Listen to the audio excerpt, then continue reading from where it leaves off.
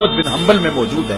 حضور فرمایا جب بندہ نماز کے ارادے کے لیے اٹھتا ہے اور وضو کرنے کے لیے جب پانی کا پہلا قطرہ چلو پہ لیتا ہے، جو ہی اس کے بدن سے وضو کا پانی چھوتا ہے اللہ اس کے گناہوں کو معاف فرما دیتا ہے۔ جس نماز کے قصد کے لیے اٹھیں اور وضو کریں اور پانی چھوتے ہی گناہ معاف ہو جائیں، اگر اس نماز کا اعلیٰ درجہ سجدہ کر دیا جائے تو پھر مالک کی کتنی رحمت نازل ہوگی۔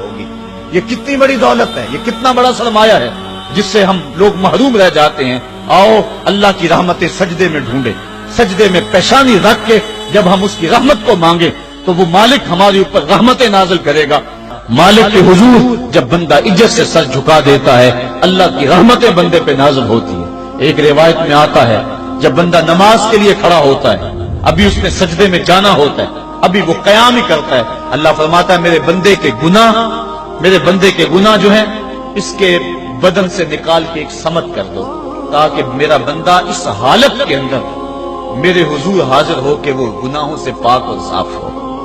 نبی رحمت صلی اللہ علیہ وآلہ وسلم فرماتے ہیں کہ پھر اس کے سارے گناہ اس کے بدن سے اتار کے ایک سمت رکھ دی جاتی ہے اور بندہ مصلی پہ سبحان ربی العالی کے نغمے الاپتا ہے، رکوع کرتا ہے، سجدے کرتا ہے۔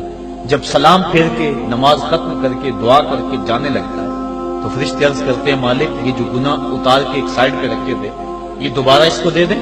اللہ فرماتا ہے جس کی جھولی سے گناہ نکال لیے تھے دوبارہ اس کی جھولی میں نہیں ڈالیں۔ اللہ اکبر۔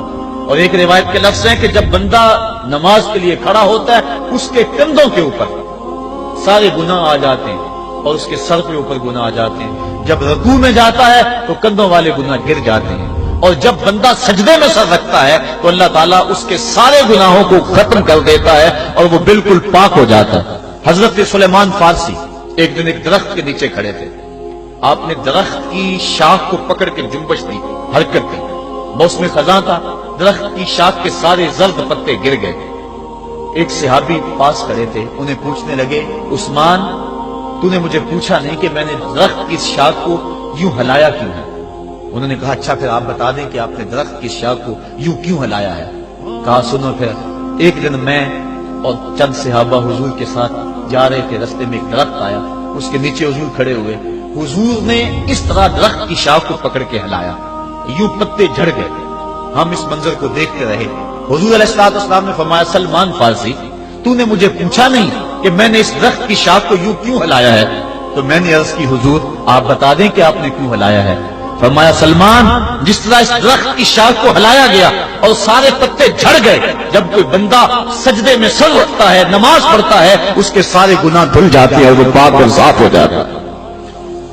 ایک دن فرمایا صحابہ اگر کوئی بندہ اس کے گھر کے سامنے سے نہر گزرتی اور وہ دن میں 5 مرتبہ اس نہر کے اندر غسل کرے تو بتاؤ اس کے بدن کے اوپر کوئی میل کچیل رہ جائے گا؟ عرض کی نہیں۔ فرمایا اس طرح جو 5 نمازیں پڑھتا ہے اس کے بدن کے اوپر گناہوں کا میل نہیں رہتا۔